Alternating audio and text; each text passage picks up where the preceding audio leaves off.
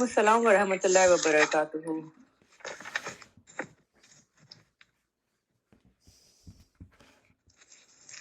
نحمده ونصلي على رسوله الكريم اما بعد فاعوذ بالله من الشيطان الرجيم بسم الله الرحمن الرحيم رب اشرح لي صدري ويسر لي امري واحلل عقدة من لساني يفقهوا قولي.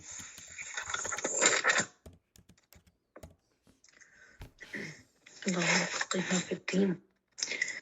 جی الحمدللہ، اللہ کا شکر ہے کہ آج ہم نئی سورت الانعام شروع کرنے جا رہے ہیں اللہ کے حکم سے اور اللہ کی دی توفیق سے. سورت المائدہ جو ہے وہ ہم نے مکمل کر لی تھی پچھلے ہفتے.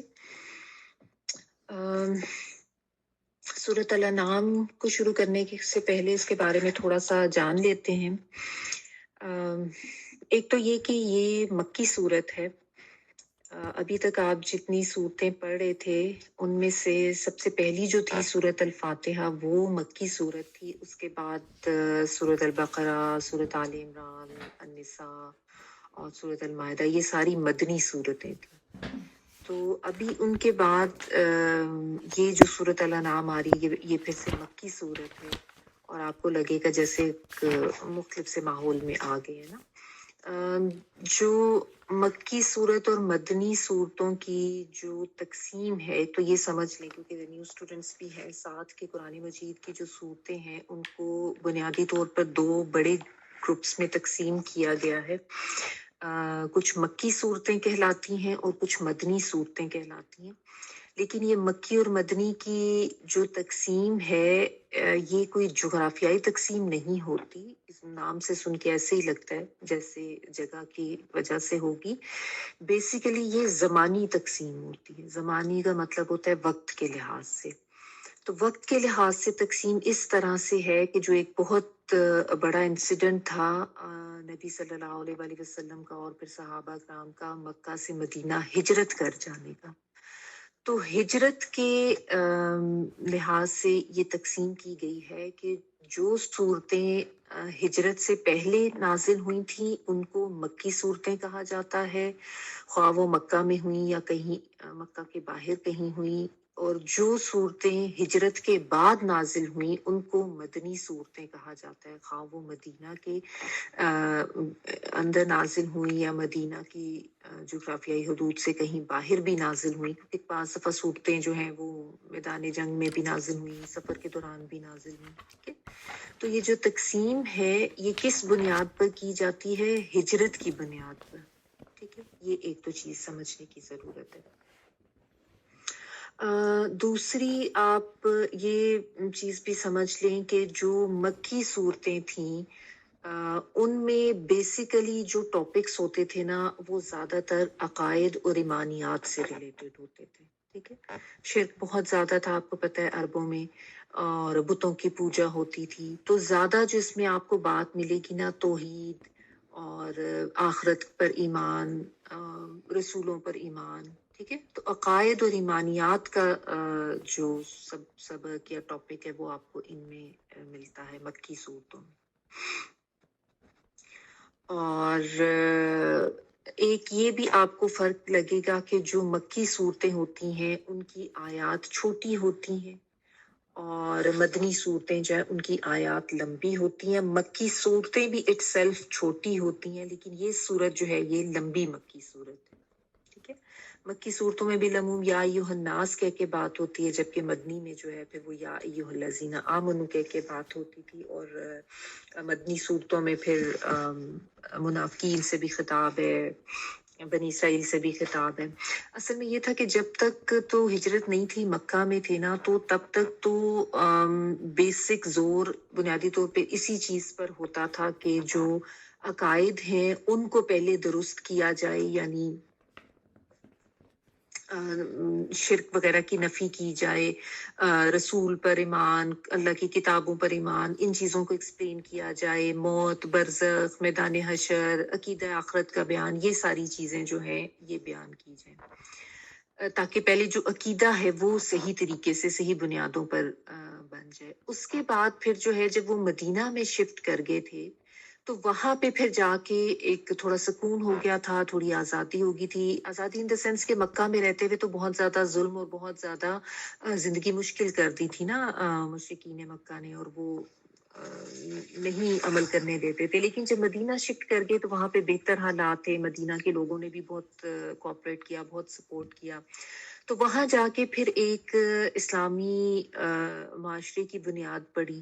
تو مدنی صورتیں جو ہیں وہاں پہ پھر آپ کو جو احکامات شریعت ہے نا ان کا بیان ملتا ہے کہ اب معاشرے میں رہنا ہے تو معاشرتی لحاظ سے کن چیزوں کو دیکھنا ہوگا، اور تفصیلی احکامات جو شریعت کے ہیں، نماز، روزہ، زکوٰۃ، حج، ان چیزوں کا بیان ملتا ہے مدنی صورتوں میں. ٹھیک ہے، حلال و حرام، جائز ناجائز، یعنی جتنے بھی شریعت کے احکامات ہیں نا ان کے اوپر ڈیٹیل سے بیان جو ہے وہ ہمیں مدنی صورتوں میں ملتا ہے. تو یہ فرق ہے بیسیکلی دونوں میں. سورۃ الانعام جو ہے، جس طرح میں نے آپ کو بتایا کہ یہ مکی سورت ہے. ٹھیک ہے، یعنی ہجرت سے پہلے، اور ہجرت سے تقریباً کوئی 1 سال پہلے ہی اس کا نزول ہوا تھا، یعنی آخر کا جو دور تھا نا ہجرت سے پہلے کا، اسی میں اس کا نزول ہوا تھا. اور اس کے بارے میں اکثر مفسرین کا یہی کہنا ہے کہ یہ ساری سورت جو ہے ایک ہی مرتبہ نازل ہوئی تھی، یک بار کی. کچھ نے یہ بھی کہا ہے کہ بیچ میں سے کچھ آیات جو ہیں جیسے 91 to 93 اور 151 to 153، یہ جو 6 آیات ہیں یہ علیحدہ سے نازل ہوئی تھی، باقی سورت جو ہے وہ ایک ہی گو میں نازل ہوئی تھی. اور اس کے بارے میں یہ بھی آتا ہے کہ اس حضرت جبرائیل علیہ السلام کے ساتھ تقریباً کوئی 70,000 فرشتے تھے جو اس سورت کے ساتھ آئے تھے اور اللہ تعالیٰ کی تسبیح پڑھتے ہوئے آئے تھے. اس کی وجہ یہ کہ بنیادی پیغام جو ہے نا اس صورت میں وہ توحید کا پیغام ہے، شرک کی نفی کی گئی ہے. جیسا میں نے آپ کو بھی بتایا کہ مکی صورتوں میں یہ بیسک ٹاپک یہی ہوتا تھا، تو اس صورت میں بھی زیادہ حصہ جو ہے نا اس کا مین ٹاپک توحید کا بیان ہے. ٹھیک ہے. الانعام جو ہے نام سے ہے، نون عین اور میم. نعم ویسے تو نعمت کے لیے آتا ہے، کوئی بھی اللہ کا فضل رحم، لیکن انعام جو ہے نا یہ عربی میں بیسیکلی مویشی جانوروں کے لیے آتا ہے. زیادہ تر تو اونٹ کو نعام کہتے تھے، لیکن اس میں اونٹ، بھیڑ، بکری، گائے، یہ ساری چیزیں اس میں آ جاتی ہیں مویشی جانوروں میں. اور اس وجہ سے انعام ان کو کہا جاتا ہے کیونکہ یہ بہت بڑی نعمت ہوتی تھی عرب کی زندگی. اگر آپ تھوڑا سا اس کا تصور کر لیں تو بالکل ایسے ہی ہے جیسے آج کے دور میں آپ اپنی زندگی میں گاڑی اور موبائل اور لیپ ٹاپس ان کی اہمیت کو سمجھ لینا، اور اگر یہ نہ ہو تو ان کے بغیر، آپ کا موبائل ہی آپ کے پاس نہ ہو یا گاڑی نہ ہو تو اس کے بغیر زندگی آپ کو کتنی مشکل لگے. تو اسی طرح اہمیت تھی عربوں میں ان مویشی جانوروں کی. تو اس لحاظ سے انعام جو ہے سورت کا نام ہے. ٹھیک ہے. اچھا، سورت میں نے آپ کو کہا کہ عام مکی صورتوں کی نسبت تو یہ لمبی صورت ہے. اس میں 165 اس کی آیات ہے، 165. ٹھیک ہے. 20 رکوع ہے. نزول کے اعتبار سے 55 نمبر اس کا بنتا ہے، 55. اور جبکہ ترتیب کے لحاظ سے آپ دیکھ سکتے ہیں کہ یہ 6 نمبر پر آ رہی ہے یہ سورت مصحف میں جو ہے. اور اس کے جو کلمات ہیں وہ 3100 بتائے جاتے ہیں، 3100. اور جو حروف ہیں وہ 12935، یعنی 12,935 اس کے حروف بتائے جاتے ہیں. اور جیسا میں نے آپ کو بتایا کہ اس سورت کے ساتھ کئی ہزار فرشتوں کا نزول ہوا تھا، جس کے بارے میں روایات ہے کہ مشرق و مغرب کا افق جو ہے وہ بھر گیا تھا. اور روایات میں یہ بھی آتا ہے کہ آپ صلی اللہ علیہ وسلم اس وقت اونٹنی پر سوار تھے اور اونٹنی جو ہے وہ وزن سے بیٹھ گئی تھی. تو یہ تو تھوڑی سی کچھ اس کی بارے میں سورت کے بارے میں تھوڑا سی تفصیلات تھیں، یعنی اس کا بیک گراؤنڈ اور اس کے نزول کے حوالے سے. سورت کو ہم سٹارٹ کر دیتے ہیں. بسم اللہ الرحمن الرحیم. الحمد للہ الذی خلق السماوات والارض وجعل الظلمات والنور ثم الذین کفروا بربہم یعدلون. तमाम तारीफें और शुक्र अल्लाह ही के लिए हैं जिसने आसमानों और ज़मीन को पैदा किया और अंधेरे और नूर को बनाया। फिर भी जो लोग काफिर हैं वो दूसरों को अपने रब का बराबर करार देते हैं। लफ्ज़ी तर्जुमा देख लें। अल्हम्दुलिल्लाह, अल्हम्द हामीम दाल से है जिसमें तारीफ और शुक्र दोनों आ जाता है। लिल्लाही लिए अल्लाह के, अल्लाजी वो जात, खलक जिसने पैदा किया, अस्समावाती आसमानों को, वल अर्दा और जमीन को, व जअला और उसने बनाया। जअला जो है वो बनाने के लिए आता है, यही रूट वर्ड है इसका। अज़्ज़ुलुमात जो है ये ज़ोए नाम मीम जुल्म इसी की जमा है, ये यानी जमा का सीगा आ रहा है ज़ुलुमात जो है। व नूर और रोशनी, तो अंधेरे और रोशनी, ठीक है। सुम्मा फिर अल्लज़ीना वो लोग, कफरू जिन्होंने कुफर किया, बे रब्बिहिम साथ रब के उन। रब का वर्ड जब भी आए तो उसमें खालिक भी, मालिक भी, मुदब्बिर भी सब आप लिख लिया करें। और हिम जो है वो उन के लिए, और बाज़ भी साथ के मायनों में आ रहा है। यादिलून या वो के मायनों में है, आइन दाल और लाम जो है ये अदल के मायनों में है, वाव नून प्लूरल के लिए आता है। तो अदल जो है वो उसमें चूंकि मुसावात और बराबरी का मायने होता है तो यहाँ पे वो बराबर करार देते हैं, यानी रब के बराबर वो दूसरी हस्तियों को करार देते हैं। यानी शिर्क के हवाले से बात हो रही है। तो आप देखिए सबसे पहले तो अल्हम्दुलिल्लाह से सूरत का आगाज हो रहा है, जैसे सूरत फातिहा का भी होता है। कुरान मजीद में जो है ना 5 सूरतें हैं जिनका आगाज अल्हम्दुलिल्लाह से होता है। एक तो सूरत फातिहा है, एक सूरत अल-अनाम है, एक सूरत फातिर भी है, सूरत सबा भी है, और कौन सी है पांचवी? कौन सी है पांचवी जो पढ़ते हैं उनको पता हो गई? सूरह कहफ। सूरह कहफ, जी जज़ाकल्लाह, शाबाश। सूरह कहफ जो है वो भी अल्हम्दुलिल्लाह से ही स्टार्ट होती है, ठीक है। तो अल्हम्दुलिल्लाह जो है ना ये जिसका मैंने आपको पहले भी बताया था सूरत अल-फातिहा की भी स्टार्ट में, कि हम्द जो है ये तारीफ के मायनों में भी आता है और शुक्र के मायनों में भी आता है। यानी ऐसी तारीफ आप कह लें जिसमें शुक्र के भी जज्बात होते हैं, ठीक है। और अलहम्द, अल जब लग जाता है तो वो किसी चीज को खास करने के लिए लगता है, जैसे इंग्लिश में हम कहते हैं ना प्रॉपर नाउन हो जाना, ठीक है। तो अलहम्द जो है खास तारीफ या खास शुक्र, या आप इसको कह लें कि सब तरह की तारीफें और सब तरह का शुक्र। हम्द का लफ्ज जो है ये सिर्फ अल्लाह ताला की ही तारीफ के लिए आ सकता है, यानी आम इंसानों के लिए या रसूल के लिए हम्द का वर्ड नहीं आता। उसके लिए तारीफ का वर्ड या मद्दा सराई करना, ये भी आपने उर्दू में सुना होगा, ये हम कह सकते हैं। लेकिन हम्द का वर्ड जो है ना ये सिर्फ और सिर्फ अल्लाह ताला ही की जात के लिए आता है, ठीक है ना। तो आप ये कह सकते हैं कि हर हम्द जो है वो मद्दा तो होती है, लेकिन हर मद्दा हम्द नहीं हो सकती, क्योंकि मद्दा तो हर इंसान की हो सकती है, हम्द जो है वो सिर्फ अल्लाह ताला की होती है, ठीक है। तो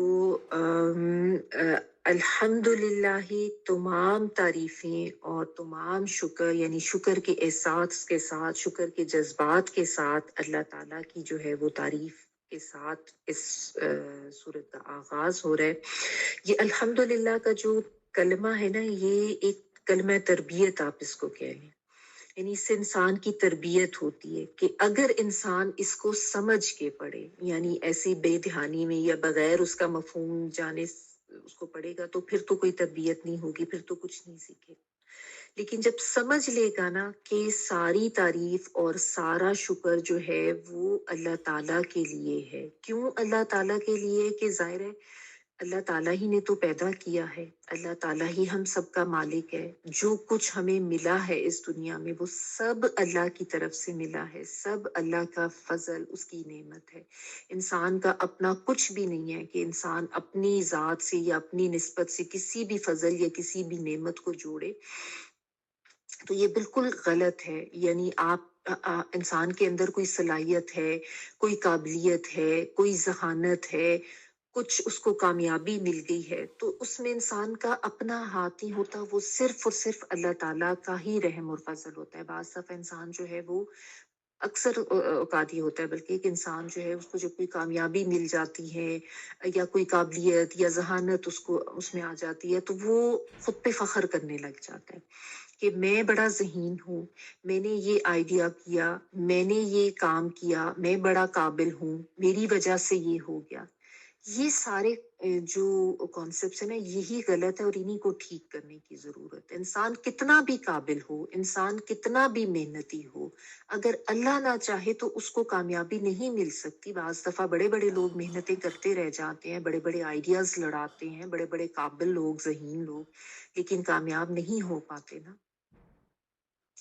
तो ये चीज जरा समझ लेने की है कि इंसान को जो भी मिलता है ना इस दुनिया में, वो अल्लाह का फजल होता है, अल्लाह ताला के इज़्न से होता है, अल्लाह के हुक्म से होता है, अल्लाह की मर्जी से होता है और अल्लाह ताला ही करने वाले हैं। इंसान कुछ भी नहीं है। अगर अल्लाह ना चाहे तो इंसान किसी चीज में कामयाब नहीं हो सकता, कुछ भी नहीं कर सकता। ये ठीक है कि इंसान के लिए ये लाजिम किया गया है, उसके इंसान होने का तकाजा है कि उसने हाथ पे हाथ रख के नहीं बैठना, उसने भी कुछ करना है। ये तो इंसान होने का, अबदियत का एक तकाजा है कि उसने मेहनत करनी है, बैठना नहीं है। लेकिन मेहनत के बाद जो कुछ उसको मिलता है ना, उसको जोड़ना अल्लाह की जात से है, उसकी निस्बत अपने साथ नहीं करनी। तो इस लिहाज से ये एक कलमा तरबियत है कि जब इंसान इसको समझ के अदा करता है ना, तो उसके दिल से हर तरह का तकब्बुर, हर तरह का फख्र, हर तरह का गुरूर और ये एरोगेंस, ये सब चीजें जो इंसान के अंदर से निकल जाती हैं। और जब ये नहीं होता इसका एहसास, तो फिर ऐसा इंसान जो है ना, वो मुतकब्बिर भी होता है, वो अपने ऊपर फख्र करता है और वो अपने साथ जोड़ने लग जाता है कि ये सब मेरी वजह से हुआ। ठीक है, और यहीं से जो है वो गड़बड़ शुरू हो जाती है कि इंसान जो है उसका, उससे ये रिक्वायर्ड है कि वो आजिज होके रहे। ठीक है ना। तो इससे एक तरबियत ये होती है इस कलमा से कि जब इंसान शुक्र करता है और उस शुक्र के साथ अल्लाह की ही तारीफ करता है, तो उसके अंदर आजिजी और इनकिसारी पैदा होती है। यानी वो हम्बल हो जाता है, डाउन टू अर्थ हो जाता है, खुद को कुछ नहीं समझता और उसको ये पता चल जाता है अच्छी तरह से। ये वही बात है ना कि आप जब इल्म हासिल करते हैं तो फिर मार्फत होती है, जब इल्म हासिल करते हैं तो फिर तरबियत होती है और फिर ही इंसान इस जहालत से निकलता है। बंदा जो शख्स खुद पे तकब्बुर करता है और खुद को बड़ा समझता है या अपने इल्म को बहुत बड़ा समझता है या अपनी किसी कामयाबी को अपने साथ जोड़ के खुद को बड़ा समझने लग जाता है, वो तो सबसे बड़ा जाहिल है। उसके पास तो कोई इल्म ही नहीं है, उसके पास तो कोई मार्फत ही नहीं है, उसको ये पता ही नहीं है कि उसको जो कुछ मिला है वो असल उसके पीछे ताकत किसकी थी या वो असल जात कौन है जिसने उसको ये सब अता किया। ठीक है। तो जब इंसान ये इल्म हासिल करता है, इसीलिए ये जरूरी है ना इल्म हासिल करना, और बिलखुसूस आप दुनिया के इल्म कितने भी हासिल करते रहे ना, दुनिया के इल्म आपको यही सिखाएंगे कि तुमने फला सब्जेक्ट पढ़ लिया, उसका एग्जाम दे दिया, तुम बड़े काबिल हो गए हो, तुम्हें A+ मिल गया, तुम 90% तुम्हें जो है वो मार्क्स मिल गए हैं, तुम इसमें बड़े इस सब्जेक्ट में के तुम बड़े माहिर हो गए हो, तुमने इसमें एक्सेल कर लिया है। दुनिया की तालीम आपको ये नहीं सिखाएगी कि असल तारीफ या असल शुक्र किस जात का करना है, या अगर आज तुम इस काबिल हो तो किस वजह से हो। दुनियावी तालीमात तो इसीलिए तो इंसान को जो है आप देखें कि वो आई मी माई इस कॉन्सेप्ट से आगे ही नहीं जाने देती।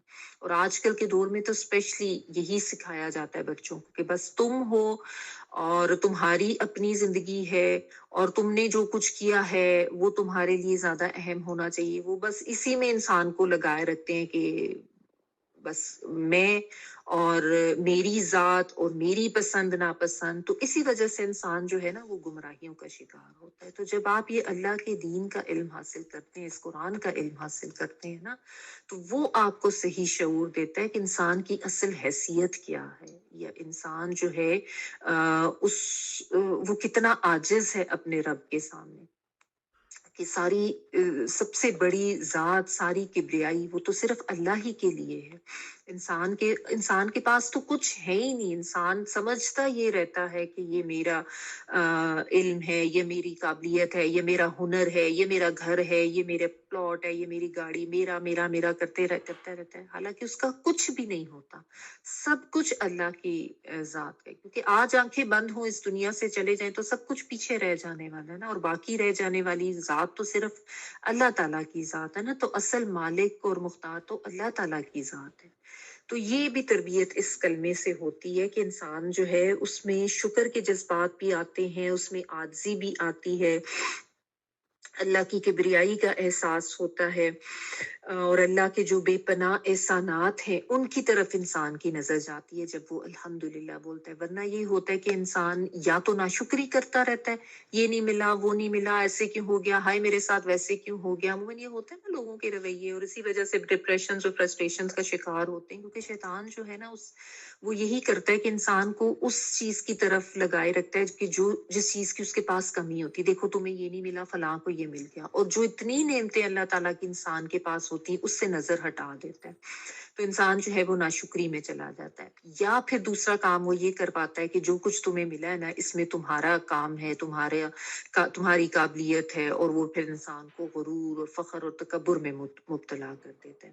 تو اس لیے ہمیشہ یاد رکھیں جب بھی کسی نے آپ کی کسی چیز کی تعریف کی ہے تو فوراً وہ اللہ سے اس کو جوڑ دیں کہ تمام تعریفیں اللہ کی لیے، الحمدللہ رب العالمین، میری کوئی حیثیت نہیں ہے۔ اگر مجھے کچھ ملا ہے یا میری وجہ سے کوئی بھی کام ایسا ہوا ہے جو کسی کو پسند آیا، کسی نے تعریف کی، تو اللہ کے مدد سے ہوا۔ اور کبھی بھی تعریف کا خواہاں نہیں ہونا ہے، یعنی خواہش نہیں رکھنی ہے کہ میری کوئی تعریف کرے، میں فلاں کام کر رہا ہوں، کیونکہ یہ چیز بھی جو ہے نا انسان کو غلط طرف لے کے چلی جاتی ہے۔ ٹھیک ہے، تو یہ زینے ہیں جو الحمدللہ سے حاصل ہوتے ہیں، سب شکر کے، اللہ کی تعریف کے، عاجزی کے، تکبر سے دور ہونے کے، ٹھیک ہے، اور اللہ کی قربت حاصل کرنے کے لیے۔ تو یہ بات ہے سمجھنے کی کہ آغاز ہی اس سے ہو رہا ہے کہ تمام تعریفیں، تمام شکر صرف اللہ کے لیے ہیں، کیونکہ وہ ذات ہے جس نے آسمانوں کو بھی پیدا کیا اور جس نے زمین کو بھی پیدا کیا۔ السماوات جو ہے نا، اس کا روٹ ورڈ سین، میم اور واو ہوتا ہے، جو کہ بلندی کے لیے یا چھائی ہوئی چیز کے لیے آتے ہیں۔ گھر کی چھت کو بھی سماؤن کہتے ہیں۔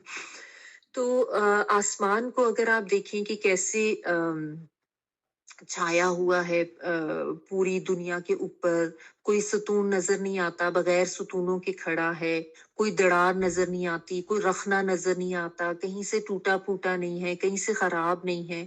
آپ دنیا میں کوئی ایک گھر کی چھت بنائے بغیر ستونوں کے، کر سکتے ہیں؟ نہیں کر سکتے نا۔ پھر اس پہ کتنی زیادہ نقص کرنی پڑتی ہے، کتنی محنت کرنی پڑتی ہے، اور پھر کچھ سال ہر سال گزرنے کے بعد ظاہر ہے اس میں رخنا آ جاتا ہے، کوئی نہ کوئی پرابلم شروع ہو جاتی ہے۔ جس طرح یہاں پہ ہوتا ہے نا گھروں میں باہر سے شنگلز اتر گئے، وہ کوئی ٹھیک کرا رہا ہوتا ہے، کہیں پہ سوراخ ہو گیا، کہیں پہ کچھ ہو گیا۔ اور یہ آسمان کی چھت جو اللہ تعالیٰ کی بنائی ہوئی ہے، کتنے ہزار سالوں سے دیکھیں بنی ہوئی ہے، اور ویسی کی ویسی ہے۔ اور پھر آپ اس پہ دیکھیں کہ کیسے خوبصورت کبھی رنگ نظر آتے ہیں، رات ہوتی ہے تو ستارے ہیں، چاند نظر آتا ہے، دن میں سورج ہے، پرندے اڑ رہے ہیں۔ اور اگر آپ سوچیں کہ اس طرح سے نہ ہوتا، اللہ تعالیٰ نے کہ چھت نہ رکھی ہوتی اور اوپر بس خلا خلا ہوتا اور نظر ہی چلتی جاتی تو کتنی بے چینی سی اور عجیب سی فیلنگز ہونی تھی نا۔ تو یہ اللہ تعالیٰ نے اس وجہ سے انسانوں کے لیے آسمان بنایا ایک چھت کی طرح، اور اسی طرح زمین کو آپ دیکھ لیں، زمین بھی اللہ تعالیٰ نے ہی تخلیق کی ہے، کہ کہنے کو سخت ہے کہ آپ آرام سے اس کے اوپر چل سکتے ہیں، اور نرم اتنی ہے کہ آپ انگلی سے ایسے ایسے کھود بھی سکتے ہیں، اور اسی زمین سے پھر آپ دیکھیں اس میں بیج بوتے ہیں تو اس میں کیسی کیسی نباتات نکل آتی ہیں انسانوں کے لیے۔ اللہ تعالیٰ نے اس کے اندر کیسی معدنیات بھی رکھ دی ہیں انسانوں کے لیے، یعنی اس میں ذریعہ معاش بھی رکھ دیا ہے، ذریعہ خوراک بھی رکھ دیا ہے انسانوں کے لیے۔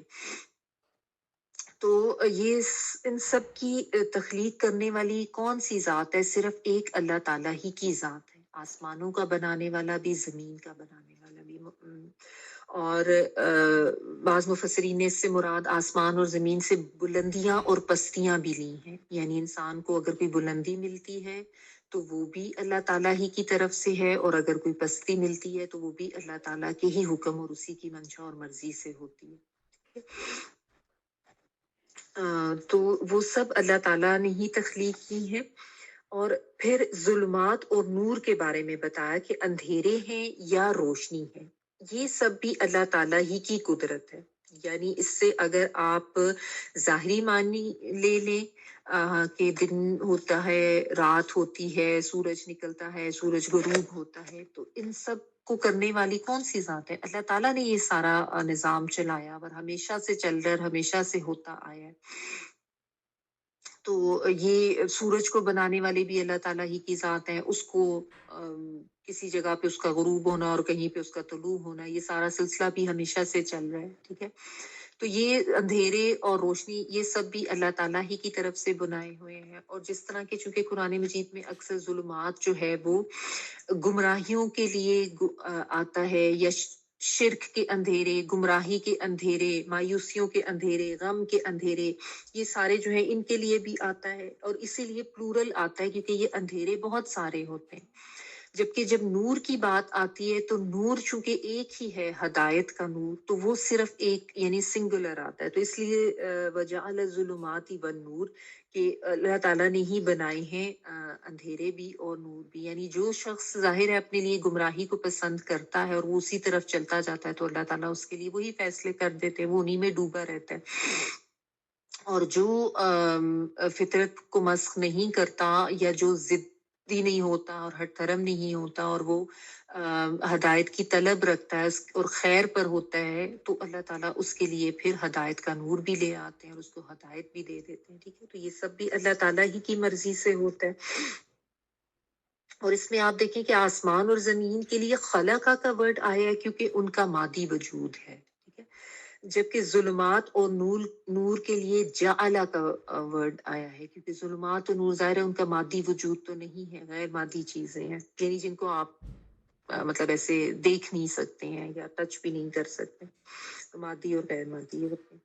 پھر آگے جو ہے وہ اللہ تعالیٰ یہ بتا رہے ہیں کہ ثم الذین کفروا بربہم یعدلون، پھر بھی وہ لوگ جنہوں نے کفر کیا وہ اپنے رب کے برابر قرار دے دیتے ہیں۔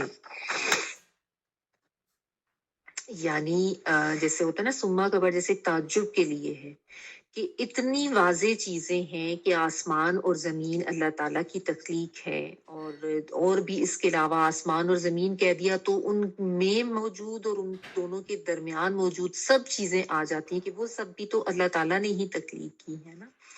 تو پھر عبادت کا حق کس کا تھا؟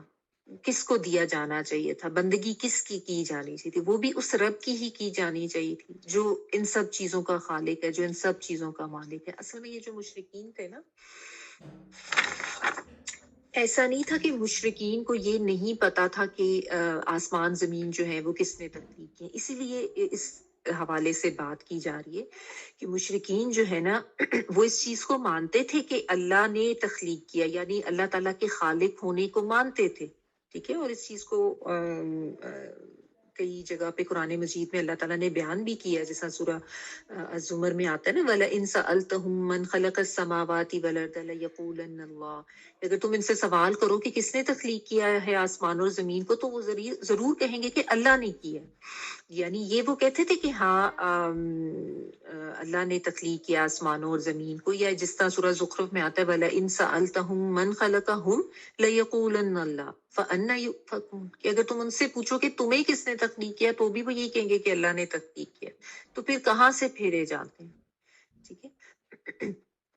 تو جتنے بھی مشرک تھے نا ان کو یہ اچھی طرح سے پتا تھا کہ نہ تو وہ آسمانوں کو خود تخلیق کر سکتے ہیں، نہ زمین کو، نہ کوئی اور کر سکتا ہے۔ ایون فرعون یا نمرود بھی اگر تھے نا تو ان کو یہ پتا تھا کہ آسمان، زمین، سورج، چاند، ستارے، ان کو وہ تخلیق نہیں کر سکتے، نہ انسانوں کو۔ اس لیے تو جہاں پہ وہ नबूद और हजरत इब्राहिम का वाक़या आता है, उसमें फबुहित अल्लाज़ी का वर्ड आता है कि जब हजरत इब्राहिम ने उसको कहा कि मेरा रब तो सूरज को मशरिक से निकालता है, तो मगरिब से निकाल के दिखा दो, तो वो मबहूत होके रह गया था, वो हैरान हो गया था कि ज़ाहिर है वो ये तो नहीं कर सकता था। तो ये तो उनको पता था कि एक अल्लाह की ज़ात है और वो आसमान और ज़मीन का खालिक है, इसी हवाले से यहाँ पे बात भी की गई है। तो फिर शिर्क उनका कहाँ से आ जाता था, यानी फिर वो मुशरिक कहाँ से होते थे कि उन्होंने अल्लाह के साथ बहुत सी और हस्तियों को जोड़ लिया था और वो ये समझते थे कि ये जो हस्तियां हैं ये हमें अल्लाह के करीब करेंगी, ये अल्लाह के सामने हमारी शफात करेंगी, हमारी सिफारिश करेंगी, तो अल्लाह के सामने हमारी बख्शिश हो जाएगी। इसलिए वो जो इबादतें करते थे वो उन बुतों की करते थे, लात मनात उज्जा हुबल बेतहाशा इन्होंने बुत बना रखे हुए थे और वो समझते थे कि ये हैं जो अल्लाह के सामने हमें बचा लेंगे अल्लाह के साथ, और ये हमारे जो है सिफारशी हैं अल्लाह के। तो इसलिए जो इबादत होती थी ना वो सारी उनके लिए करते थे, यानी यहाँ से ये उनका वो शिर्क था। और जाहिर है ये बड़ा शिर्क है, शिर्क अकबर है कि अल्लाह ताला की शिर्क अकबर और शिर्क असगर को भी जरा समझ लेते हैं। शिर्क की बात आई है कि शिर्क अकबर, शिर्क की दो बुनियादी इकसाम जो है ना, शिर्क अकबर और शिर्क असगर। शिर्क अकबर ये है अल्लाह की जात और सिफात या इबादात में किसी को शरीक करना, ठीक है, जैसे किसी को इंसान को इलाह बना देना या अल्लाह ताला का कोई औलाद नाउजुबिल्लाह करार दे देना, ठीक है, या इबादात जो है वो अल्लाह ताला के अलावा किसी और की करना, जिस तरह ये बुतों की करते थे, या ये समझना कि फलां जो है वो रिस्क देने वाला है, उसकी वजह से मुझे औलाद मिल गई, उसकी वजह से मुझे रिस्क मिल गया। ये कॉन्सेप्ट सारे जो है ना ये शिर्क अकबर की कैटेगरी में आते हैं। इसके अलावा शिर्क असगर भी होता है। शिर्क असगर को शिर्क खफी भी कहते हैं, यानी छुपा हुआ शिर्क जो है। और इसमें जो नबी सल्लल्लाहु अलैहि वसल्लम की हदीस के जरिए अगर आप देखें तो आप सल्लल्लाहु अलैहि वसल्लम ने फरमाया था कि मुझे तुम्हारे ऊपर सबसे ज्यादा जिस शिर्क का खौफ है वो है शिर्क असगर। तो लोगों ने पूछा कि या रसूलुल्लाह सल्लल्लाहु अलैहि वसल्लम की शिर्क असगर क्या है, तो आप सल्लल्लाहु अलैहि वसल्लम ने फरमाया अर्रिया, यानी रियाकारी, दिखावा, ठीक है। और तो इसको जो है वो शिर्क असगर या शिर्क खफी कहा जाता है। और जिस तरह एक और हदीस में भी आता है, मन सल्ला युराई फकद अशरका, मन सामा युराई फकद अशरका, मन तसद्दका युराई फकद अशरका, कि जिसने दिखावे की नमाज पढ़ी उसने शिर्क किया, जिसने दिखावे का रोजा रखा उसने भी शिर्क किया, जिसने दिखावे का सदका किया उसने भी शिर्क किया। कहने का मतलब ये है कि जिसने फर्ज करें कोई नमाज पढ़ रहा था, नमाज शुरू तो उसने अल्लाह के लिए की, इर्द गिर्द उसको पता चला अब कोई लोग आके बैठ गए हैं, तो अब उसने अपने सजदे लंबे करने शुरू कर दिए, या बहुत अच्छी तरह से रुकू लंबा लंबा करना शुरू कर दिया, या उसके बाद बैठ के लंबी लंबी दुआएं ऊंची मांगनी शुरू कर दी कि लोगों को बता दूं, उनको पता चल जाए कि मैं तो बहुत ज्यादा जबरदस्त तरीके से नमाज पढ़ता हूँ, ठीक है, और मैं तो बहुत ज्यादा लंबे लंबे सजदे करता हूँ।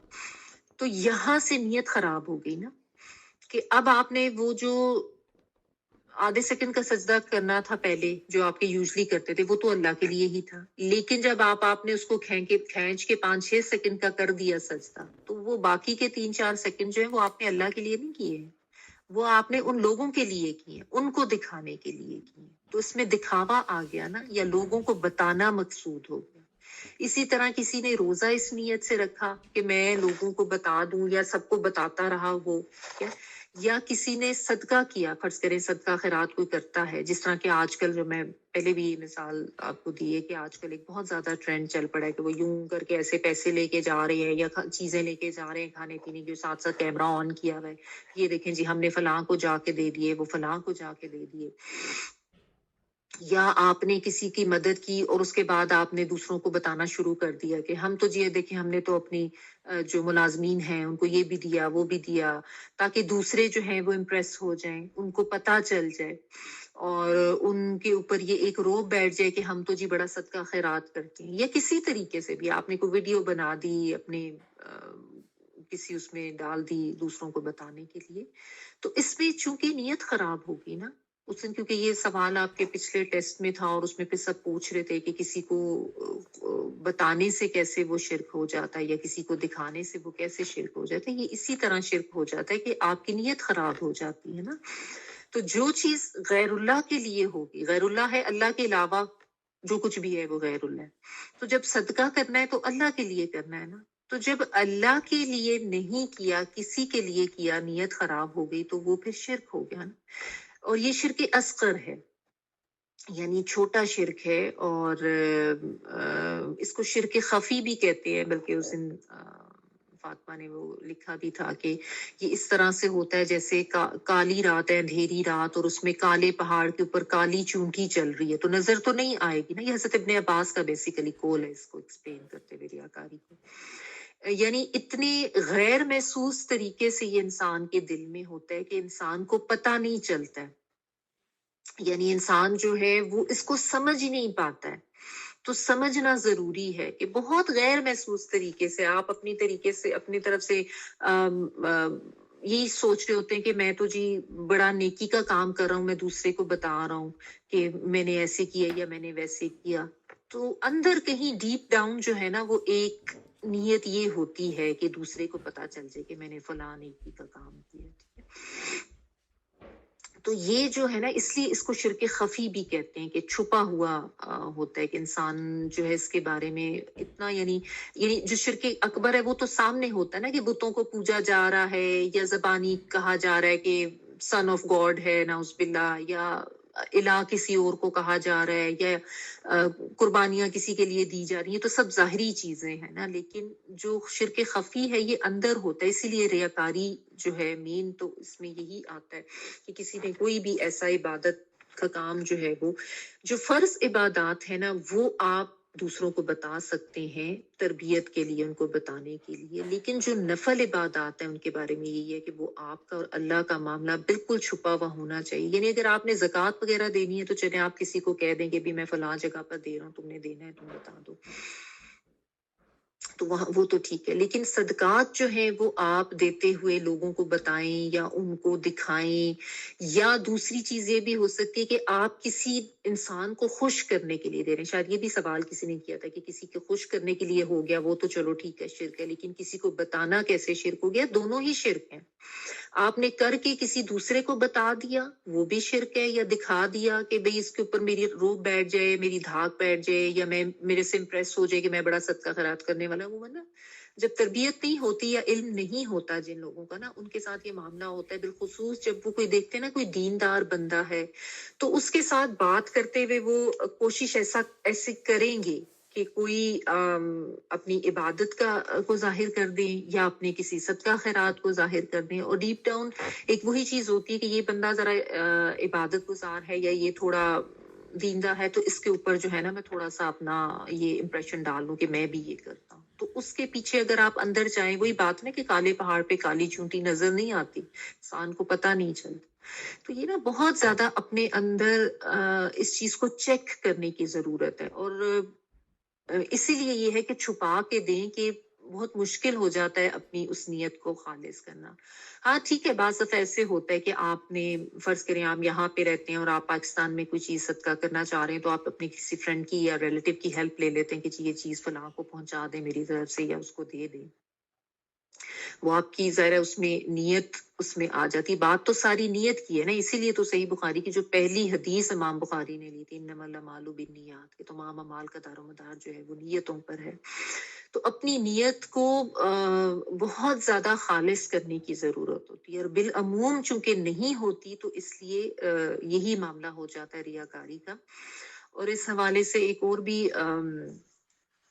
حدیث آپ کو بتا دیتی ہوں کہ جو میں نے پہلے حدیث بتائی اس میں تو صرف عبادات کا ہی ذکر تھا، نماز کا، روزے کا، صدقہ کرنے کا. لیکن ایک اور میں یہ بھی آتا ہے کہ آخرت میں اللہ تعالیٰ کے سامنے ایک شہید کو لایا جائے گا اور اس سے پوچھا جائے گا کہ تم نے کیا کیا دنیا میں. تو کہے گا یا اللہ تیرے لیے جان دی میں نے. تو اللہ تعالیٰ اس کو فرمائیں گے کہ نہیں تم نے میرے لیے جان نہیں دی تھی، تم نے اس لیے جان دی تھی کہ تمہاری بہادری اور شجاعت وہ لوگوں کے نظر آئے اور لوگوں کے اوپر دھاک بیٹھے اور تم بہادر کہلوائے جاؤ. تو وہ تو تمہیں دنیا میں کہلوا دیا گیا، تم نے میرے لیے نہیں اپنی جان دی تھی. اور اس کے بعد حکم دیا جائے گا کہ اس کو جہنم میں ڈال دو. फिर ये भी आता है कि किसी आलिम को लाया जाएगा, कुरान का आलिम, और उसको कहा जाएगा कि तुमने क्या किया, और वो कहेगा कि अल्लाह मैंने तेरे कुरान का इल्म तेरे लिए दुनिया में फैलाया। तो अल्लाह ताला कहेंगे नहीं, तुमने इसलिए ना इल्म हासिल किया था और ना फैलाया था, इसलिए तुमने इल्म हासिल किया था कि तुम आलिम कहलवाओ, तुम मशहूर हो जाओ लोगों में अपने इल्म की वजह से। या उसमें आगे तफसीर में, मतलब उसकी तशरीह में ये भी आता है कि तुम्हारी तारीफ हो, तुम खुद अपनी जो है अपने लिए तुमने इल्म हासिल किया और फैलाया, मेरे लिए नहीं किया, और उसको भी फिर जहन्नम में डाल दिया जाएगा। और फिर एक सखी को लाया जाएगा और वो भी कहेगा या अल्लाह मैंने तो बहुत सदका खैरात तेरी राह में किया, तो उसको भी ये कहा जाएगा कि तुमने मेरे लिए नहीं किया था, तुम्हारी नीयत ये होती थी कि लोगों में वाह वाह हो, लोग तुम्हारी तारीफ करें, लोगों में तुम सखी कहलवाए जाओ, वो तुम्हें दुनिया में कहलवा दिया क्या, वो तुम्हें उसका सिला दुनिया में मिल गया, तो उसको भी फिर जहन्नम में भेज दिया जाएगा। उसका अल्लाह ताला हम सबकी नीयतों को खालिस कर दे। तो आप सोचेंगे कितने बड़े अजर वाले काम है ना, शहीद होना, आलिम होना, सखी होना, दीन का आलिम होना। और उसके बावजूद भी जहाँ पे नीयत खराब हुई तो वहां पे आप सोचें कि अंजाम क्या बताया गया। तो इसलिए बहुत ज्यादा जरूरत है अपनी नीयतों को खालिस करने की। और इसीलिए ये है कि वो जो है ना कि एक हाथ से दो तो दूसरे को भी पता ना चले, कि छुपा के दो, मत उससे किसी का जिक्र करें कि कहीं डीप डाउन वो काली चूंटी एक उस तरह की ना हो जाए कि जिसका पता भी ना चले लेकिन वो हो वहां पे। तो ये रियाकारी जो है ना, ये शिर्क खफी या शिर्क असगर में आता है। और इसमें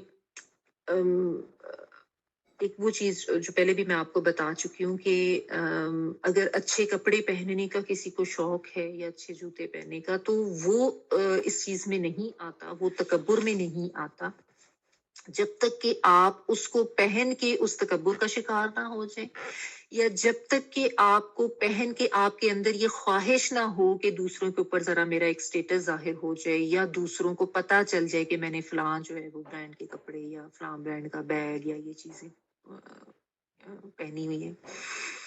ठीक है, अल्लाह ताला का दिया आपके पास है, आप अल्लाह ताला का एहसान मानते हुए और अल्लाह की खुशनुदी के लिए जरूर अच्छा पहने, अच्छा ओढ़े। अल्लाह ताला खूबसूरत है, खूबसूरत चीजों को पसंद करता है, लेकिन आपकी नीयत जो है ये नहीं होनी चाहिए। तो अगर यानी आपने फर्ज करें जैसा औरतें हैं हम लोग, तो होता है ना हैंड बैग्स हैं, अब लिया है और फिर अब जा जाके उसको दूसरों के सामने रखा जा रहा है, सामने सजा के टेबल पे या ऐसी जगह पे कि लोगों को नजर आए कि उसके ऊपर कोच का क्लिप लगा हुआ है, या एमके का या सीके का, ये जो भी ब्रांड्स हैं, या आपने कपड़े कोई ऐसे पहने अब लोगों को पता चल जाए, तो जहाँ पे ये नियत आएगी ना, वहां पे वो सब जो है ना वो तकब्बुर और गरूर उसमें चला जाएगा, और फिर रियाकारी में तो उस सब चीजों में जो है ना फिर ज़ाहिर है इंसान का मामला फिर खराब हो जाता है। तो इसलिए अपनी नीयतों को खुद चेक करें और अपनी नीयतों को बहुत ज्यादा खालिस करने की जरूरत है। आपको आपके अंदर ये ख्वाहिश नहीं होनी चाहिए कि फलां जो है वो मेरी तारीफ, हाँ अगर किसी ने आपकी आपकी कोई काबिलियत थी, कोई जहानत थी, कोई आपने किसी को कोई बात बताई सिखाई, किसी ने तारीफ कर दी, ये अल्लाह ताला का इनाम है जो दुनिया में मिल गया, ये भी हदीस से पता चलता है। लेकिन आपको ख्वाहिश ये नहीं रखनी, आपके अंदर ये नहीं होना चाहिए, ना इबादत के लिहाज से ना किसी लिहाज से। आप अच्छा कपड़ा पहन रहे हैं, पहनते हुए नियत करें, खरीदते हुए नियत करें, अल्लाह के का एहसान है, अल्लाह ताला का रहम और फजल है, इसलिए ले रहा हूँ, इसलिए पहन रहा हूँ, अल्लाह के लिए पहन रहा हूँ। क्योंकि ज़ाहिर अल्लाह ताला को ये भी नहीं पसंद कि अल्लाह का रहम और फजल आपके ऊपर हो और आप शैबी सा हुलिया बना के रखें, ये भी हमें पता चलता है हदीस से। अल्लाह का एहसान आपके ऊपर नजर आना चाहिए, लेकिन नियत जो है ना उसको बहुत ज्यादा खालिस करें। और अपनी वही बात है ना कि एक तरबियत, वो अल्हम्दुलिल्लाह अल्हम्दुलिल्लाह जब आप सोच के और समझ के पढ़ेंगे ना, जो भी आयत के शुरू में पढ़ा था, तो फिर इंसान की तरबियत हो जाती है। ठीक है ना। तो ये जो एक तो रियाकारी भी शिर्क असगर और शिर्क खफी है, इसके अलावा उलमा इसके बारे में ये भी बता दें कि गैरुल्लाह की कसम खाना जो है वो भी इसे जिम्मे में आ जाता है, या ये कह देना कि जो अल्लाह चाहे और जो आप चाहें, कि यानी ऐसा ये भी बाज़ दफा लोग कह देते हैं ना। तो एक दफा एक शख्स ने आके नबी सल्लल्लाहु अलैहि वसल्लम को ये कहा था, कोई बात करके ना, माशा अल्लाह व माशिता, कि जो अल्लाह चाहे और जो आप चाहे। तो नबी सल्लल्लाहु अलैहि वसल्लम ने फौरन उसको टोका था और कहा था कि तुमने मुझे अल्लाह के बराबर करार दे दिया, बस सिर्फ माशा अल्लाह ही कहो, यानी जो अल्लाह चाहे वो होगा। ठीक है। तो उलमा कहते हैं इस तरीके से यानी बातचीत करते हुए, अपनी गुफ्तगू करते हुए भी ना बहुत ज्यादा मोहतात होने की जरूरत है। اور بہت زیادہ کیئرفل ہونے کی ضرورت ہے. بعض دفعہ انسان یہ کہہ دے تو فلاں نے بچا لیا مجھے، یا فلاں نے مجھے جو ہے وہ ٹھیک کر دیا، اللہ تعالیٰ نے ٹھیک کر دیا، اللہ تعالیٰ نے بچا لیا. ہمیشہ یہی ہونا چاہیے. یا پھر انسان کہتا ہے وہ میں نے فلاں وقت نیکی کی تھی نا، اس وجہ سے میرا ایکسیڈنٹ ہوتے ہوتے بچ گیا، وہ میرے یہ کام کیا تھا نا، اس نے مجھے بچا لیا. بچانے والی ذات اللہ کی. بعض دفعہ ہمیں احساس نہیں ہوتا، ہم اپنے جملوں میں بھی جو ہے نا اس طرح کے شرکیہ جملے بول جاتے ہیں.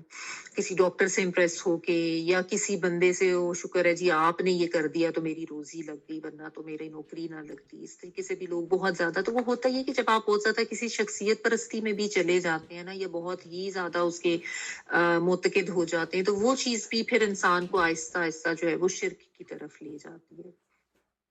تو اس لیے کسی انسان سے بھی عقیدت کا اظہار اتنا نہیں کرنا کہ انسان غلط میں چلا جائے، چاہے وہ انبیاء بھی کیوں نہ ہو. جس طرح اس کو بھی میں نے آپ کو سمجھایا تھا کہ انبیاء کی تعظیم اور عقیدت میں بھی لوگ غلط کا شکار ہو جاتے ہیں اور پھر وہ شرک میں چلے جاتے ہیں. تو کوئی بھی انسان جو ہے اس کے ساتھ اس کا ممنون ہونا، اس کے لیے تھینکفل ہونا، اگر اس نے آپ کی کوئی ہیلپ کی ہے وہ بالکل ٹھیک ہے، شکریہ تو ادا کرنا ہے.